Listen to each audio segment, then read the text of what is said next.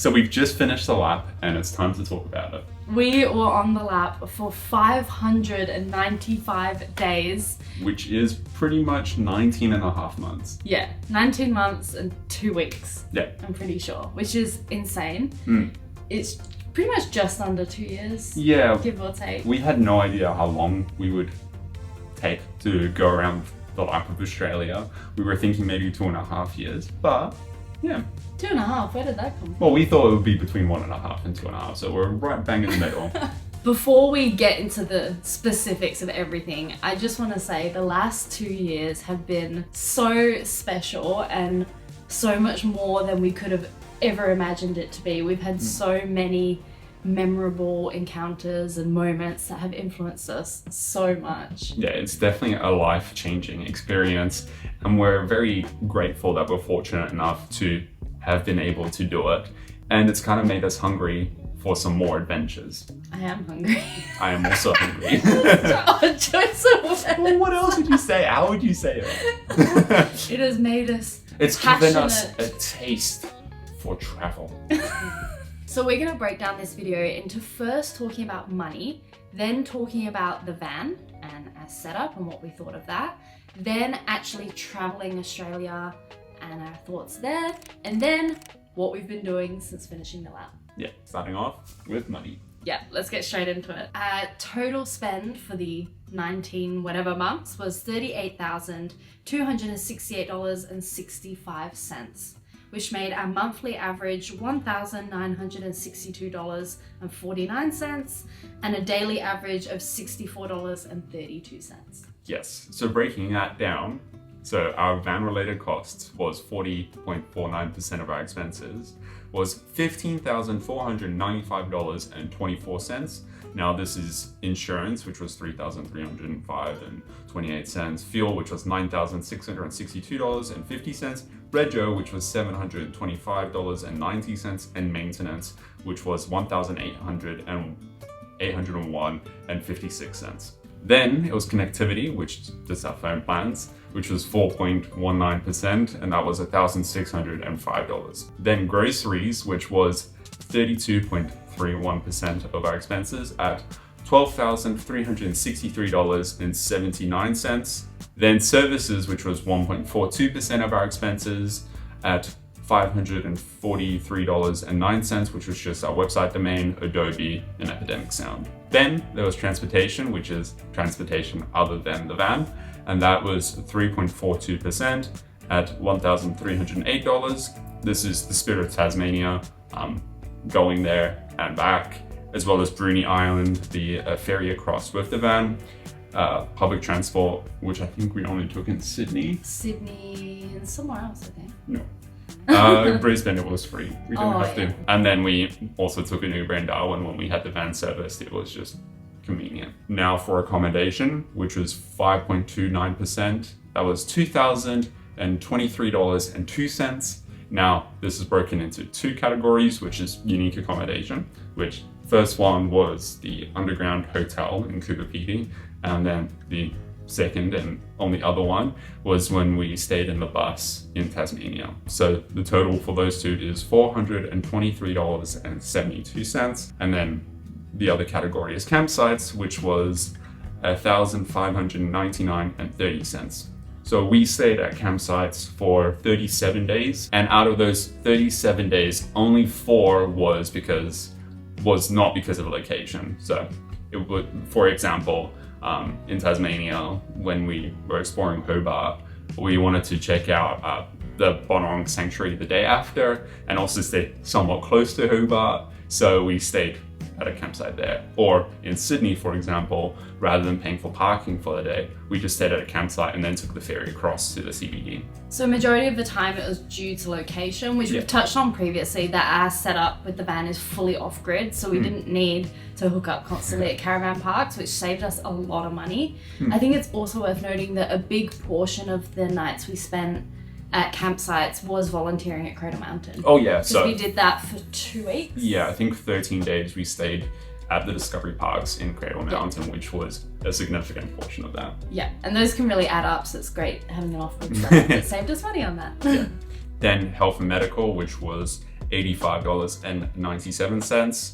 Then gear, which was 6.5% at $2,485.78.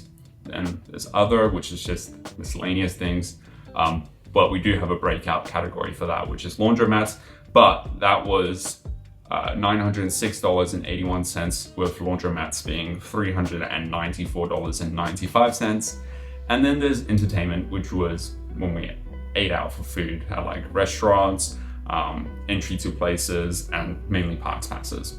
And that was 3.79% at $1,451.95. It also included our tour for the Whitsundays. Oh yeah, that's probably the majority of it. Yeah. Traveling Australia, I think, can really be as cheap or as expensive as you want it to be. And as well, it like really depends on your setup. Thankfully, we did have a fully off-grid setup with a lot of the luxuries, so we were comfortable staying in the van most of the time. And then we cooked a lot of meals ourselves. We didn't eat out much. We don't drink. Or we do drink, but we didn't really drink on the lap. We didn't really do any set tours apart from the Whitsundays. A lot of Australia is natural beauty, so I think you can get really far with parks passes and going out and doing hikes and checking out waterfalls. It's a lot of that natural beauty where you don't need to pay a lot of money. I think a prime example of that is, for example, Cape Raoul. You could spend hundreds and hundreds of dollars going on a cruise along the coast to see the cliffs from the water, or you could hike a lot of kilometers, beautiful landscapes, Beautiful hike, and see the exact same thing, but in my opinion, probably better. Yeah, I really enjoyed from that a better hike. viewpoint. So yeah, there's really that option of either spending a lot of money or not spending a lot of money, and a lot of the times it depends on you, your lifestyle, your setup, and how quick you're moving as well. So we moved through the lap, I would say quite slowly, and then towards the end we moved quite quickly. So through Northern Queensland, Northern Territory, and Northern WA, we moved quite quickly, and that's what pushed up our average from previous months, is that we spent so much more on fuel. Yeah, I think leading into Queensland, our daily average was somewhere between $50 and $60 a day. But ever since leaving Darwin to Perth, our daily average went up to the 64 or whatever a day. It really pushed it up. So if you're doing like a super speedy lap, you are going to spend a lot on fuel, and it's going to make your monthly average higher. Yeah, there's a lot of distance to cover. Oh yeah, there's a lot of driving and a lot of fuel top up, so nothing in between. Yeah. So onto the van, and starting with, we put together a list of things we loved about the van. I'll run through. So exhaust fan. That was amazing for circulation. Like honestly, the first couple of nights sleeping in the van was probably some of the best nights of sleep that I've had in my life. And I think it's purely because of the fresh air from the exhaust fan and obviously the skylight. Seeping it through. Loved it. Next, the electrical system. We kind of touched on that just then, of like, because our van was fully off-grid, we didn't have to spend all our nights at caravan parks, but it was also just nice being able to rely on a decent system. And not have to worry about anything going wrong, and just knowing you can just flick a switch and something will work. And yeah, that's pretty good. Cool. The bed. We've seen so many setups of like the adjustable beds where you take them apart, and we thought there's no way we'll do that. We're way too lazy for that. And a fixed bed surely is way more comfortable. And oh my gosh, that mattress was amazing. We had such good nights. Don't understand how that mattress was only around $1,000. That probably, like, I've slept on mattresses that are like $2,000 plus, and they don't get anywhere close to how comfortable that bed was. So comfortable. We are very glad we went with a fixed bed. And then having a toilet. I do think if we were to do a lap again, a toilet is a must. I think so many there's not always toilets at every spot you're going to be at, or every campsite you're going to be at. And a lot of the national park places, or the natural natural attractions, have drop toilets. Yeah, and they're usually pretty gross. Filled with bugs. They're usually not very nice. I think being able to, in the middle of the night, get up and be like, oh, I need a pee, and like go and pee in the comfort of your setup I don't think I could go without that. No, it's, I think around the lap and maybe used other toilets other than the van maybe less than 10 times. Yeah, probably. I don't think we use them much at all. I think even if you don't have a full-blown toilet, having some sort of toilet setup that you can use if you need to is like a must. Yeah, for sure. Cool. Diesel heater? Something that you don't know you need until you use it. I think a lot of the times we're like, oh yeah, diesel heater, we could probably go without it. But then when you shower with the hot water, it's just, it's so good and uses barely any fuel, doesn't at all like touch the electrical system. And I would say didn't take that long to heat up the water, and also was very useful in alpine regions like in Cradle Mountain. And also when we were in the Grampians we used it because it was like -1 degree Celsius, and it's just so nice, not freezing. There was one moment in Vic, I think it was in winter too, when we didn't have the diesel heater for a bit because there was something that wasn't working in Vietnam. It's like reattach it or whatever. Not a big issue. But we went without it for maybe, I guess, a few weeks or so, I can't remember. Yeah. And the showers were horrible. They were so cold. Cold showers are only nice when it's 40 plus degrees Celsius. Blinds. Having the built-in blinds in the van was... I'm not gonna lie, the blinds was kind of a side project for me.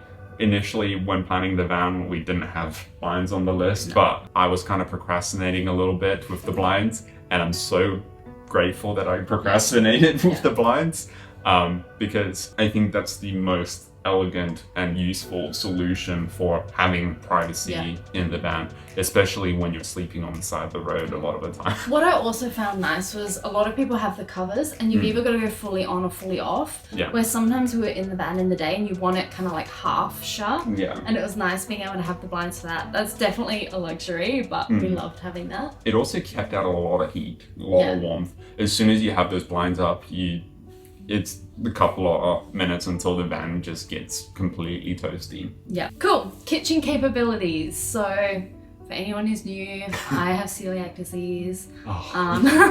So we cooked a lot of our meals ourselves. I don't think we ate out much. No. And that saved money, but also was convenient for me and making sure all of our food was safe. So we made our kitchen very capable. We had induction cooktops, we had an air fryer, we had a KitchenAid, we had a slow cooker. We had everything, a lot of kitchen space and a lot of power to be able to run those things as well. And I think being able to cook whatever, I don't feel like we ever sacrifice with cooking in the van. So love that, very happy with that. I also wrote the sliding door to the front of the van, and we added that because we thought, it's a safety thing just in case we need to get to the front, but it became a very comfortable thing. Yeah. So if we would drive super early in the morning, we would literally be in our pajamas and just go through to the front and just drive. You wouldn't have to get out in the cold if there's dirt, if there's mud, sand, whatever, if there's bugs out there, mozzies, you wouldn't have to worry about it. You could just very conveniently just get through to the front and drive. It also kind of made it feel a lot less like a vehicle. It made it feel like it is a tiny home. Yeah, true. Because when you're like anywhere in the position of the van, in the back when it's closed off, you don't see anything that doesn't look like it would be a van. Yeah. It's all like framed out or whatever. It was very nice to block off that front area. Yeah, definitely. Sounds silly, the DC charging things, socket things. Yeah. I know it sounds really stupid and Vian laughed at me when I wrote this down, but I thought we'd primarily just use the AC wall plugs because that's what you use mostly in a house. And then when Vian set up all these DC things, I was like, is that gonna be... Yeah. That probably sounds so dumb if you know anything about electrical setups, but I didn't know if we'd use them that much.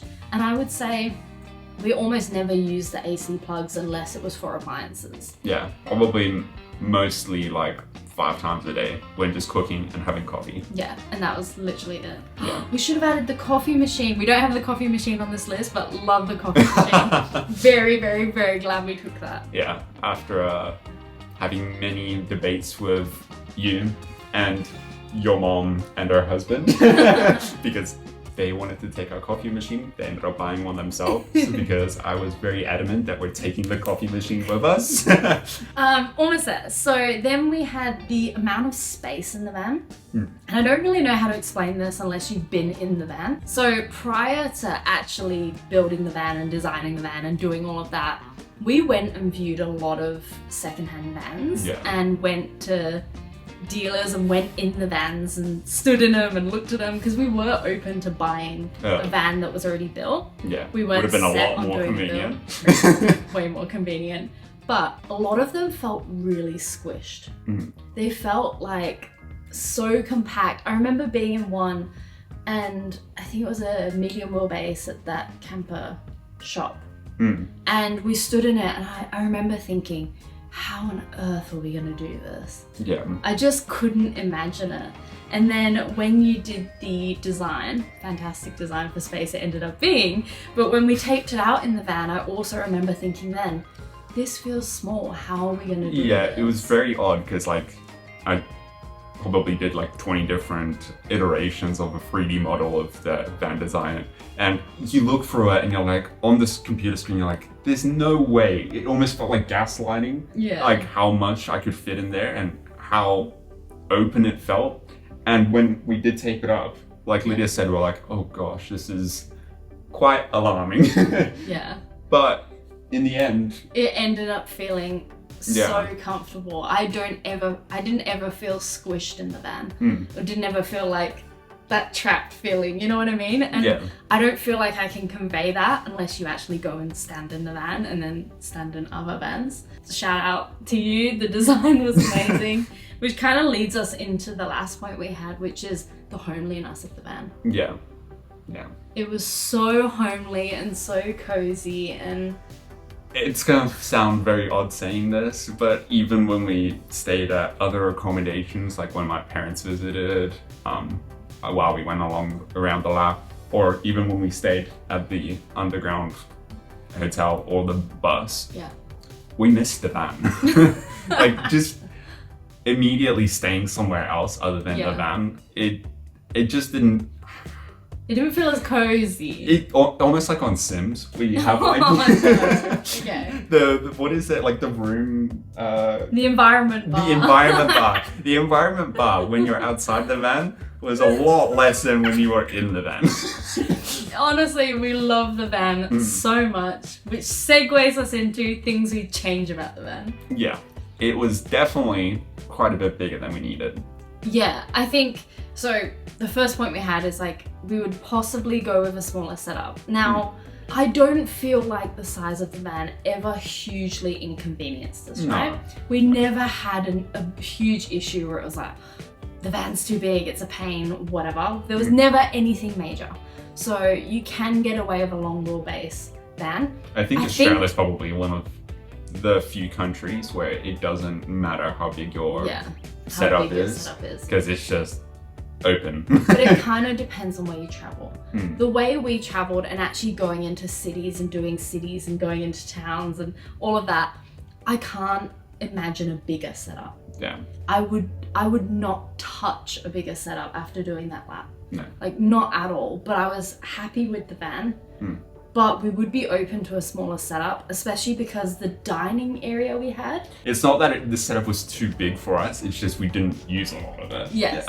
So we could get away. It would be a lot cheaper to get a medium wheelbase and a long wheelbase. And a lot more convenient, I suppose. Yeah, because we didn't really use the dining area that much. And we had it and it was a nice luxury to have, and Wehan could sit there and edit if you wanted to, but we didn't use it as much as we thought we would. We totally could have gone without it. So we could have done medium wheelbase and then kind of removed that and like squished everything up a bit. Yeah. Or a slide-on camper. Yeah, we kind of played around with the idea of a slide-on camper initially when we were looking at setups.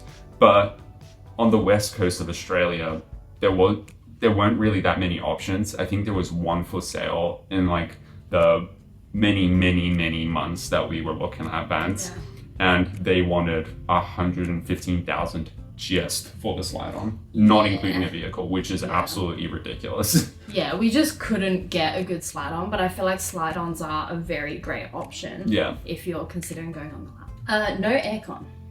Yeah, we probably actually used the aircon maybe 6 or 7 times around the lap. I think it was great for Darwin and for when there was a heat wave in South Australia. South Australia, yeah. I don't really think we used it other than that. No, and that's purely because the exhaust fan was good enough to circulate the air, and then the circulating fans were also good enough. So I think save a little bit of money, no aircon. Cool. You wrote this one.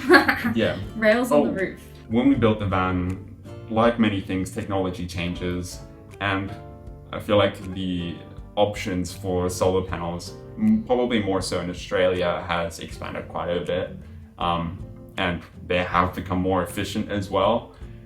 But I probably would, instead of just using solar panel mounts on the roof, I would put rails and then install slightly wider panels on the van, purely because you can. It's not that much more expensive.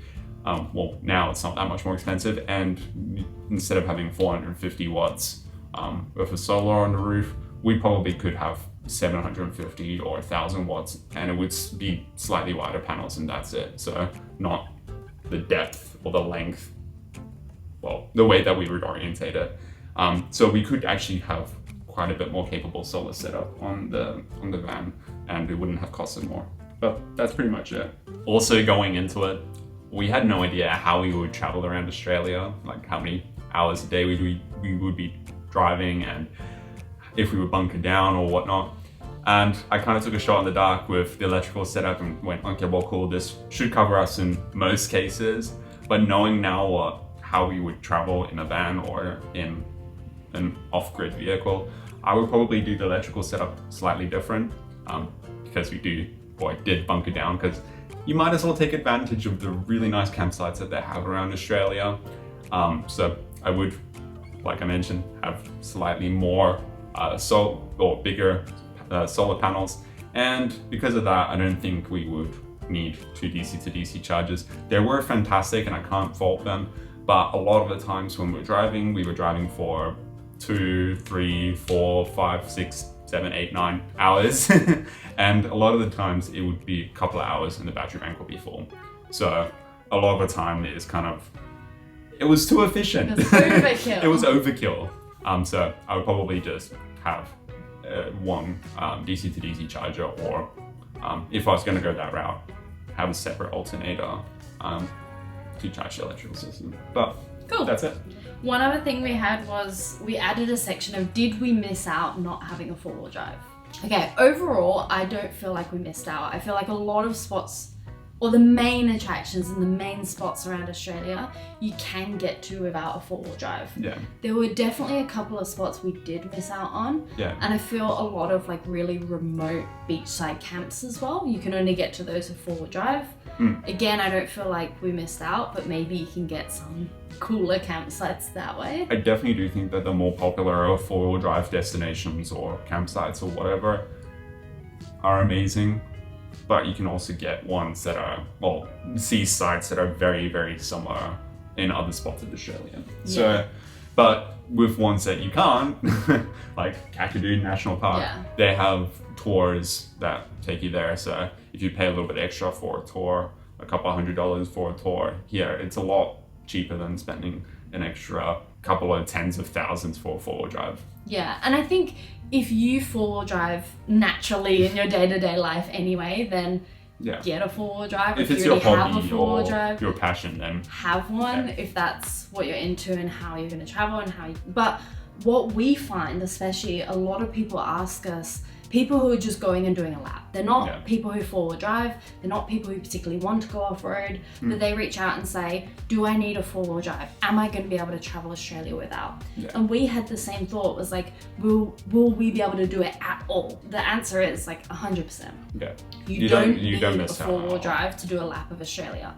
But if you enjoy 4-wheel driving, or it's around the same price to get a 4-wheel drive, or you want to go to these really, really, really remote spots, buy four-wheel driving there, then get a four-wheel drive. Yeah, the one downside of a four-wheel drive is the initial cost and the huge increase in fuel consumption. So do bear those two in mind as well. Yes, but if you're just doing a standard lap and wonder if you can get everywhere, you can. Yeah. Cool. So then we had like useful or favorite products, and starting off is the air fryer and induction cooktops, which we already kind of touched on. Yeah, I do feel like the air fryer / convection oven is probably the nicest oven that we've used.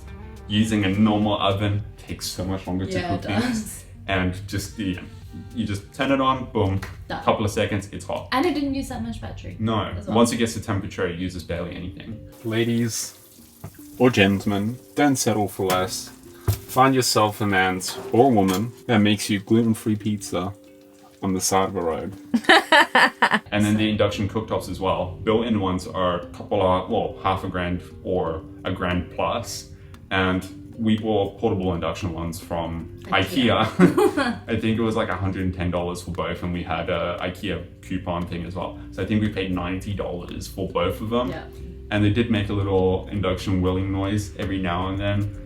But it actually surpassed my expectations of, they were amazing. Definitely recommend them. So then I had the inflatable kayak. I think we love that, and I almost wish we'd used it more. Yeah, we definitely should have. When we did use it, it was fantastic, and it fit easily in the back, and all good things. It was so stable, it was so mobile, and it wasn't that much effort to get up to speed or move. Yeah, they're fantastic kayaks. This is insane how maneuverable it is. I'm worried you're gonna tip. I'm doing some donuts. This is fun. You're gonna scare the platypus. Then I had Velcro. We used the Velcro to hold our potted plants, and they never budged. They did not move at all. And then we had the double-sided Velcro sticky thing in the bathroom niche to hold our bathroom bottles. And these are like big, heavy. They fit like 1.5 liters or something like that each. And they weren't light to begin with. 3 heavy bottles that we filled with like shampoo, conditioner and stuff. And we were certain they would fall out at some point on the lap. Yeah. That Velcro stayed the whole lap. That was pretty impressive. Shout out to that Velcro. Then the waterproof bag for our keys when swimming. So when we lose our key. We'll insert a shot of it. Oh my god. Oh my god, It's a good thing there's air here. So we have this, which is to protect the key. But we have this like waterproof bag that we use so much. If we go out and swim, we have our keys in there. And it also saved us when we lost the keys in the water because it floated to the top and we managed to find them. Then I had the recovery tracks. I think if you're traveling, you have to have recovery tracks just in case. It's cheap insurance. It might happen to you, it might not happen to you, but when it does happen to you and you do get stuck, then it gets you out. So they're great. Okay, stuff we shouldn't have taken or didn't need. I took a waxing kit and a nail kit, and I don't think I touched either the whole lap. I did not keep up with my nails or waxing, so yeah, it depends on how you live and travel, but I couldn't imagine waxing in the van, and Anything that I could think of, we would need or could need in an emergency situation, like an air compressor or a first aid kit or whatever, or a torch. It's like things that we didn't use, but you kind of have to have.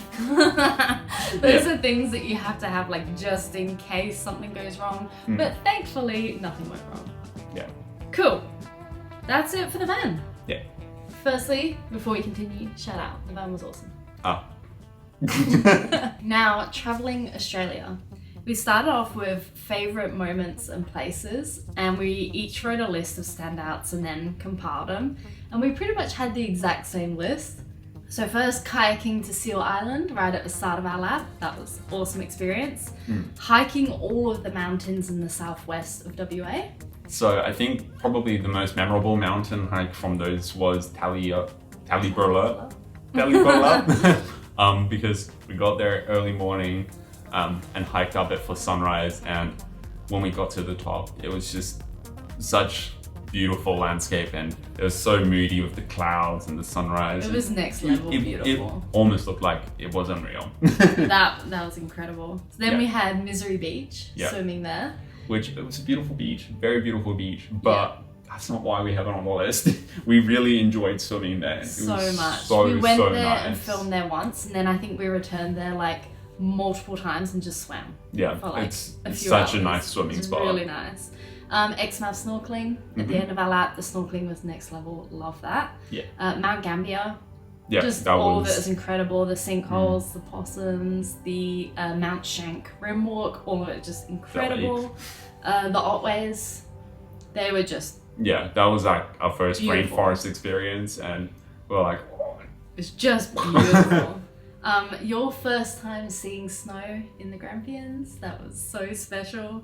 The Spirit of Tasmania ferry. yeah, We I think both we had so much so fun. much fun on the ferry. Welcome aboard. Oh, We won't be needing these, would we? Vivian, I really hope we don't need those. Now, this area is probably intended for kids, but it's probably going to be our favourite. Oh, yeah. Hello MTV, welcome to my crib. Enjoy tonight, sir. Have a great weekend. This is so cool, Lydia. It makes me so nervous. It gives me jelly legs. Yeah. And I love that experience. I love that memory. Yeah, Seeing platypus for the first time. I don't even need to expand that on was that unreal. one. Cradle Mountain as a whole, but the wombat encounter there, the echidna, just Yeah. sitting there with the wombats for hours, it's just next And level. with that as well, the volunteering in Cradle Mountain at Devil's Head Cradle, Yes. that was also such a nice experience, getting to observe these very, very special and unique animals. And getting so close to them and Yeah, being there during it's- Joey season, that was just so special Crazy. to us. Come on. Are you falling already? Yeah. No.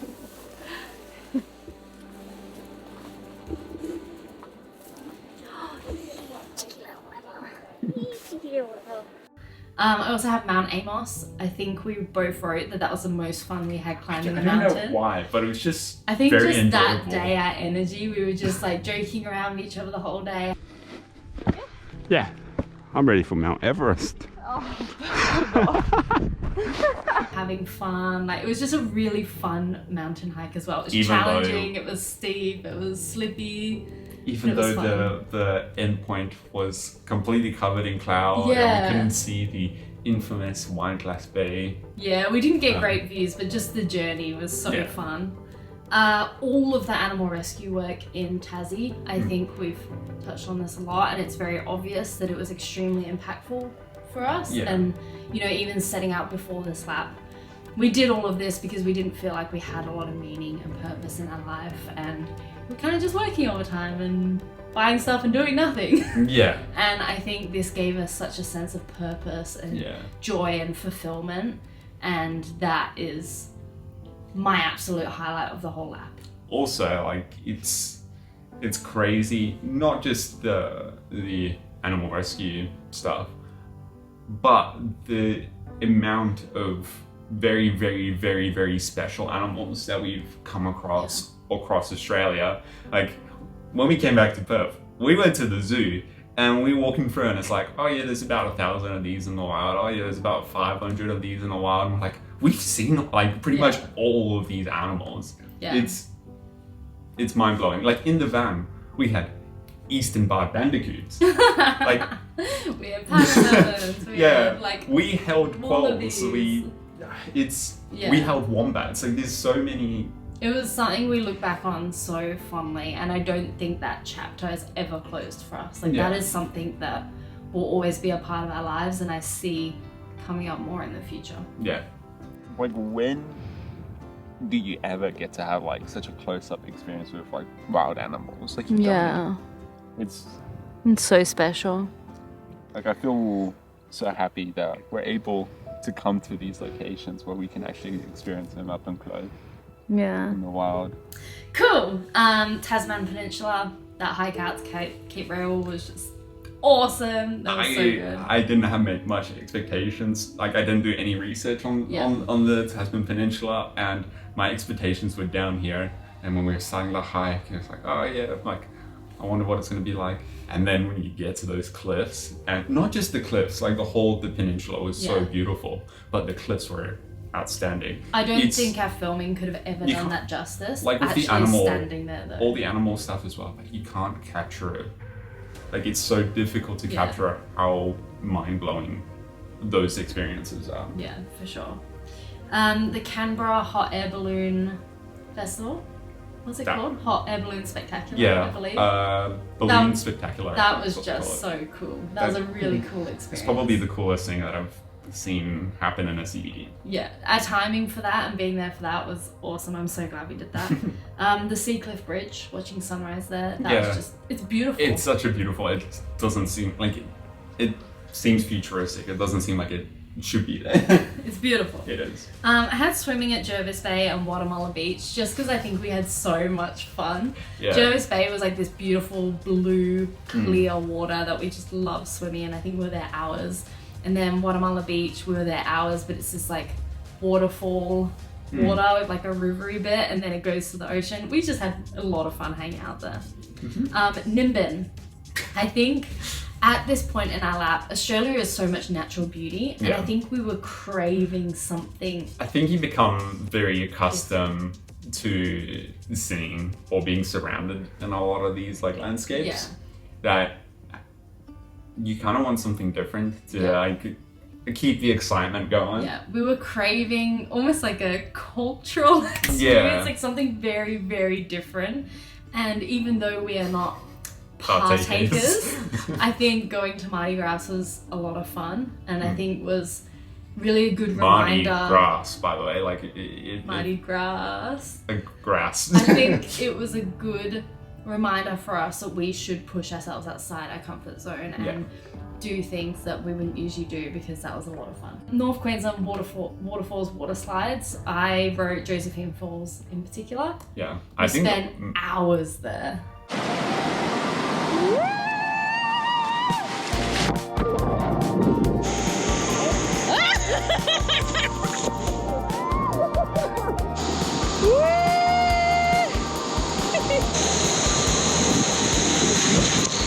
Yeah, that was so fun. So I still can't believe that Josephine Falls wasn't busy at all. And then Babinda Boulders was completely just packed with tour buses and people going there. It was amazing. Yeah. I then, to finish us off, had seeing a crocodile for the first time. I don't know if we captured it on camera, but I was genuinely buzzing. Like the energy from seeing a crocodile, I don't even know.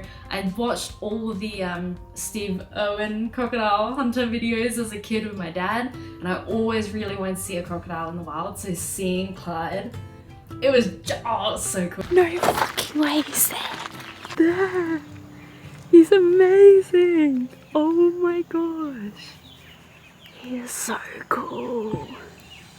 I'm still buzzing on that. I think, as well, Clyde is very underrated.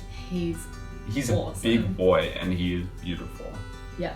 Probably the most beautiful crocodile that we've seen. I think when we went on the tour after and saw more crocodiles, we're like, they're awesome, but like Clyde was next level. He's a little special. And it was the fact that it was seeing him in the wild. Yeah. Awesome. Then to finish us off, I had seen a cassowary for the first time as well. The cassowary! Just as we lost hope and we're gonna leave. Right in front of the van. Oh, no, now it's oh my gosh! Let's go up, quick. Don't corner it. That was so cool. Yeah, and that's one of the animals that is less than 1,000 in the wild. And we were literally just about to leave and ended up seeing one, so it's like perfect timing. Cool. Favorite campsites. Again, we wrote a list and had a very similar list. Yeah. So Drake's Brook, we are in WA. It was just awesome, right on the dam, kayaking, everything. East Bay in WA, on the water. Just past Albany, that was beautiful. Very nice long stay. Hancock's Lookout in South Australia. That was overlooking the hills. It's just with Beautiful. wallabies and emus. It was awesome. Nullarbor Cliffs. These have since been closed. Yeah, you can't camp on them anymore. Yeah, we had someone reach out to us from the Nullarbor. Department of I something. think it was Parks and Wildlife or something. because we had like a blog on our website about camping there, and they just reached out and were like, "Hey, just to let this you is know, it's closed now now. closed." It's just Can so you make an sad. amendment to the blog? I understand it; it's a safety thing, Yeah. but it is a shame. Yeah, 'cause with that was an limestone, awesome it's spot. always unpredictable. Yes. Pildappa Rock. That was really cool, being there and being able to climb it. Beauchamp Falls in the Otways. I think being that close to Beauchamp Falls, but then also the view there was really Yeah. cool. Leven Canyon in Tassie with all the paddlemelons around us. Lake Rosebery in Tassie. I think if you can get it when it's quiet and be right on the tip, Then it's fantastic campsite. If you're there when it's busy and you're only in the main section, it's yeah. eh. There's other campsites in Tassie where you could have a nice Exactly. experience in that. Then That's we okay. had the Bay of Fires camping areas. There were all along the coast, like 10 different campgrounds. I'll add which Yeah. one we stayed at, but they were all pretty awesome. Lake Binney in Tassie. That was beautiful, right on the water. Very alone. quiet. And then as we're leaving, we see a platypus. It was awesome. Pulled over as we were driving out. We spotted a platypus. Look at it. Oh man. That's so amazing. Whatever starts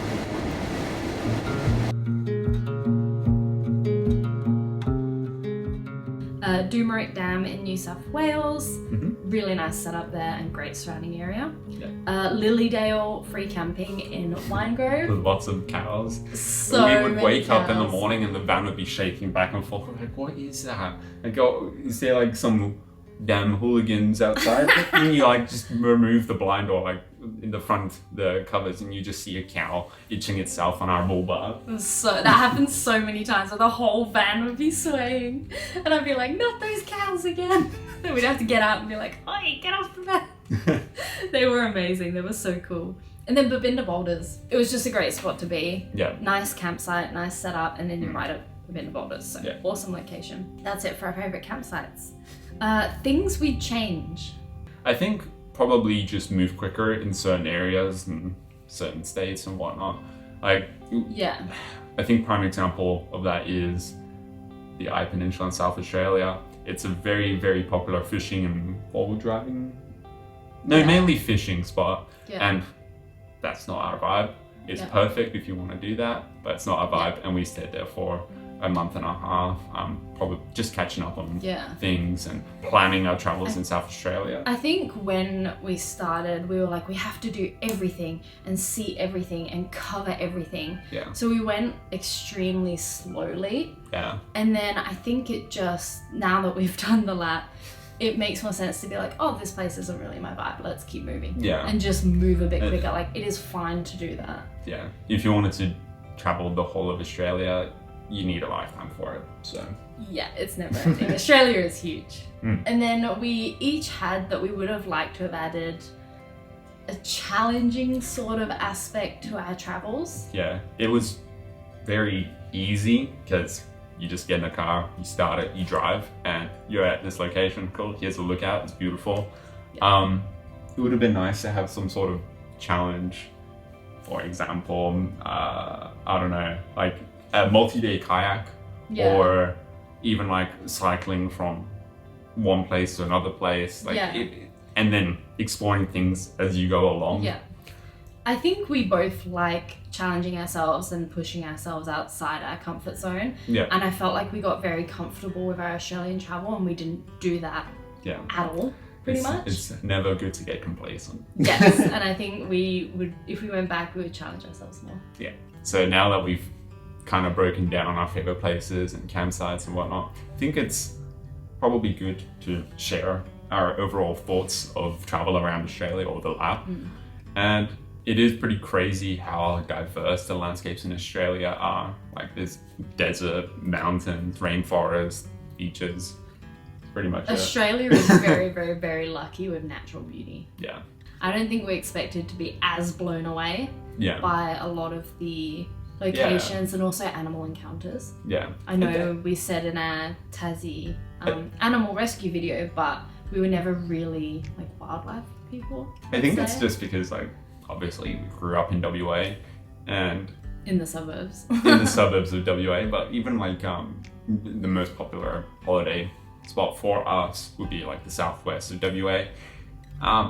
You don't really get submerged in the nature, and there's not that many animals or wildlife or whatever in those areas. Like there is, but there isn't as much as there is in a lot of the rest of Australia. So our expectations were like pretty average-ish, and then a lot of the places just like really is blew this us away. really Australia? Like we are super lucky. I think it Yeah. made us appreciate our own country A lot so more. much more, and I think traveling Australia has still been like the best decision of our lives. Like we are both so glad we did this and feel like it has really changed us as people. Yeah, it's influenced us a lot in how we are as people.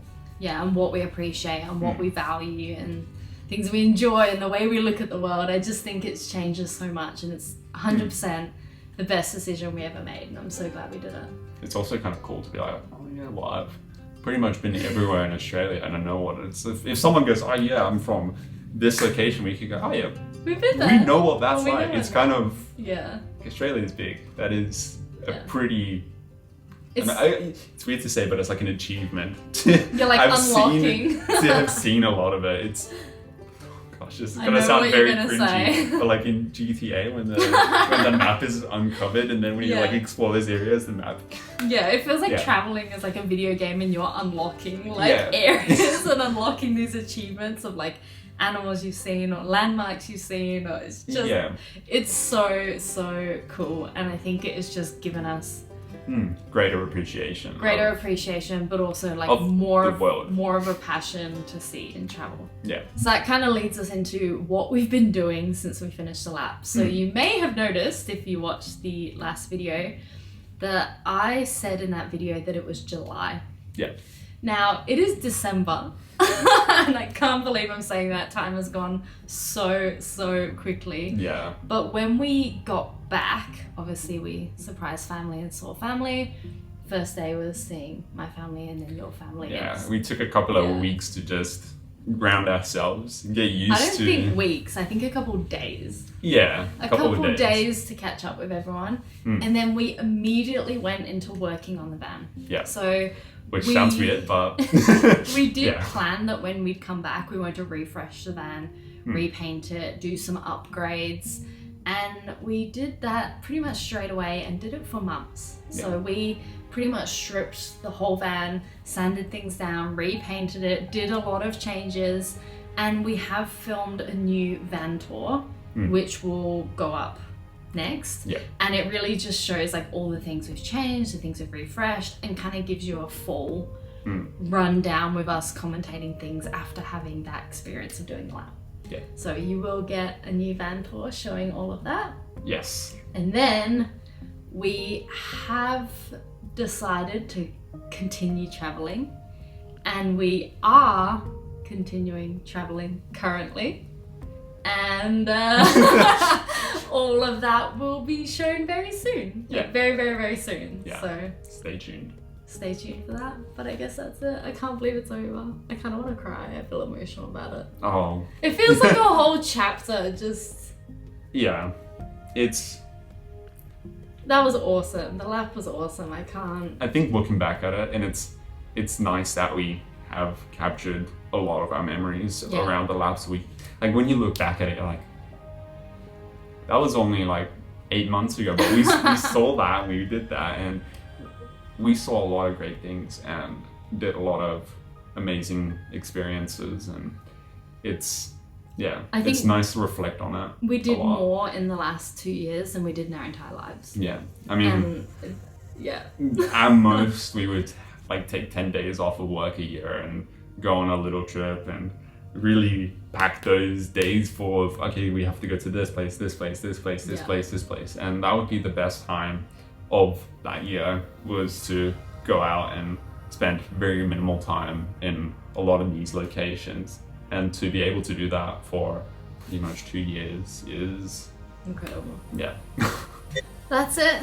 Thanks for joining us on the journey. Thanks for watching, and we'll see you on the next one. Next one's a van tour, but after that, we'll see you in that one, whatever we're getting up to. Bye. I can see